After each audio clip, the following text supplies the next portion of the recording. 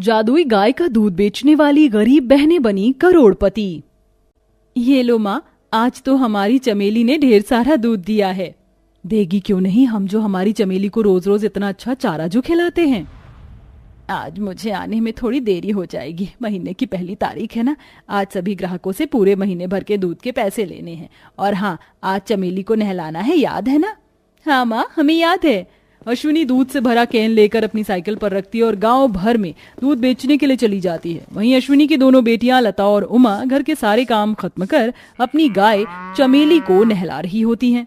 अश्विनी हर रोज की तरह शाम को सारा दूध बेचकर पैसे लेकर घर लौट रही होती है कि तभी अचानक सड़क पर लगे बिजली के खंभे की तार टूटकर अश्विनी पर गिरती है, जिसके चलते बिजली के झटके की वजह से अश्विनी की वहीं मौत हो जाती है और दोनों बहनें अनाथ हो जाती हैं।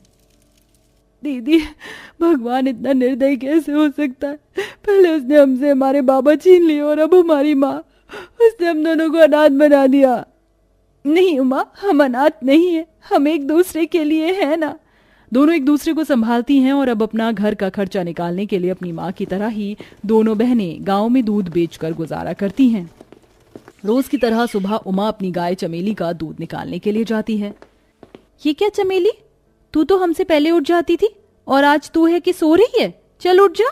उमा के उठाने पर भी चमेली नहीं उठ रही थी, जिसे देख उमा डर जाती है। हे भगवान, चमेली उठ क्यों नहीं रही है?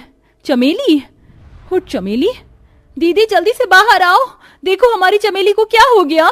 उमा के चिल्लाने पर लता बाहर आती है। अब उन दोनों के उठाने पर भी चमेली नहीं उठती कि तभी उन दोनों की नजर चमेली के पैर पर जाती है, जहां वो देखती है कि चमेली के पैर पर एक डंक का निशान है।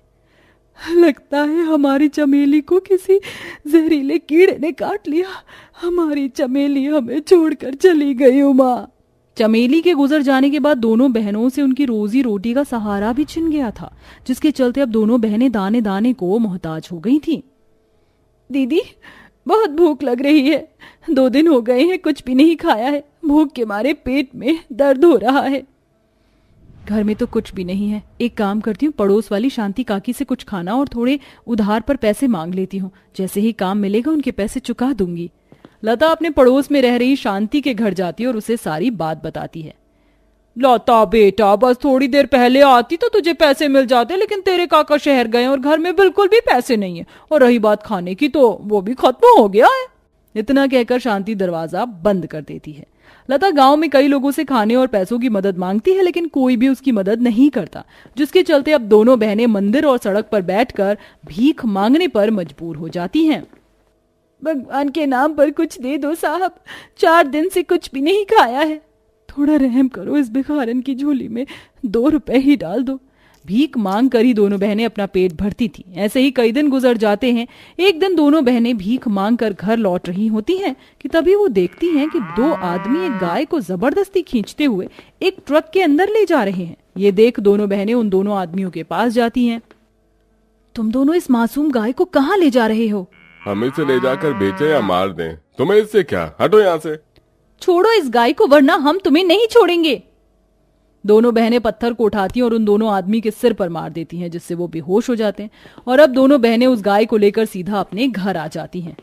दीदी, ये गाय कितनी प्यारी है ना, इसे देखकर तो मुझे अपनी चमेली की याद आती है। सही कह रही हो, आज के बाद ये हमारे साथ ही रहेगी। आज से इसका नाम बसंती होगा। तुम्हें अपना ये नाम पसंद आया ना, बसंती?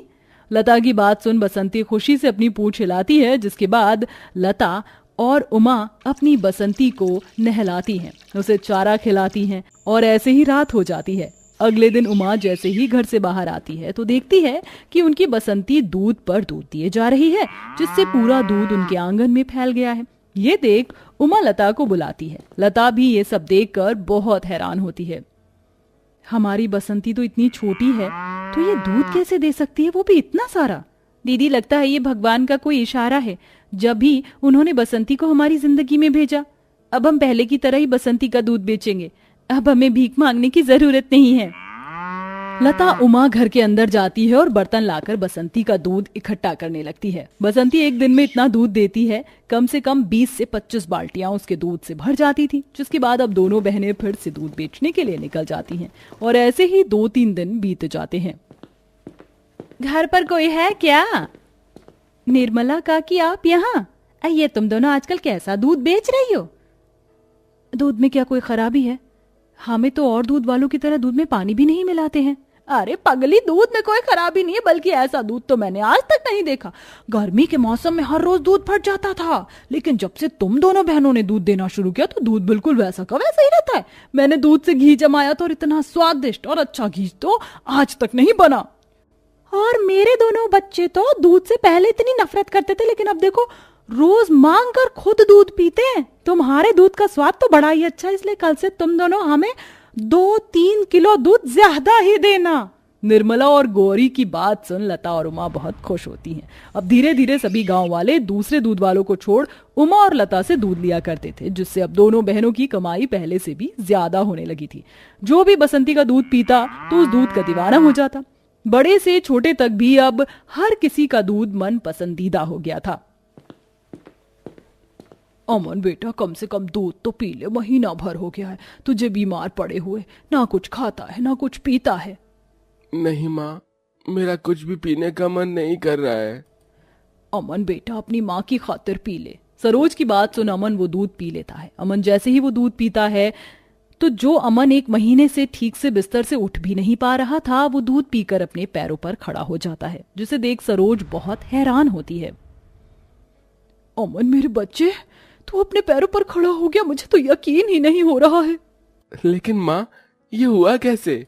सरोज अब 1 हफ्ते तक लगातार अमन को दूध पिलाती है, जिसके चलते अमन पूरी तरह से ठीक हो जाता है। और सरोज भी समझ जाती है कि हो ना हो ये सब लता और उमा के दूध से ही हुआ है, जिसके चलते सरोज उमा और लता के घर पर जाती है।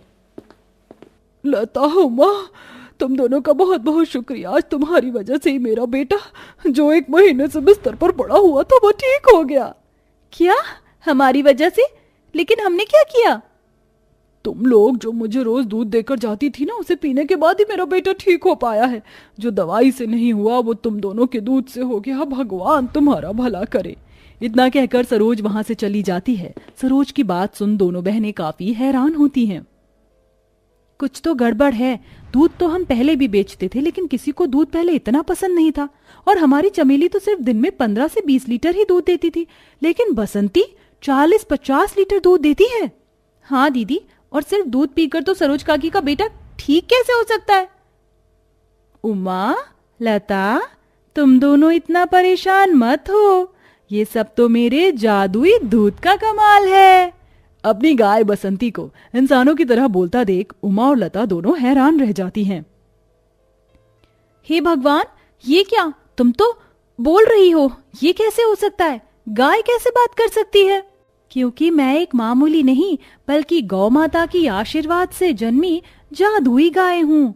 तुम दोनों ने उन दुष्ट आदमियों से मेरी रक्षा की थी, इसलिए मैं तुम दोनों की इस जादुई दूध से मदद कर रही हूँ। इस जादुई दूध को जब भी कोई बीमार आदमी पिएगा तो वो ठीक हो जाएगा। साथ ही साथ जादुई दूध होने की वजह से हर किसी को पसंद आता है। अच्छा, तो अब मैं समझी क्यों लोगों को ये दूध इतना पसंद आ रहा था और कैसे सरोज काकी का बेटा ठीक हो गया। हे गौ माता, आपका बहुत बहुत शुक्रिया। आज आपके आशीर्वाद से हम दोनों बहनों की जिंदगी पहले से कितनी बदल गई है। जैसे आपने हमारी मदद की, वैसे ही अब हम भी लाचार और बेसहारा लोगों की मदद करेंगे।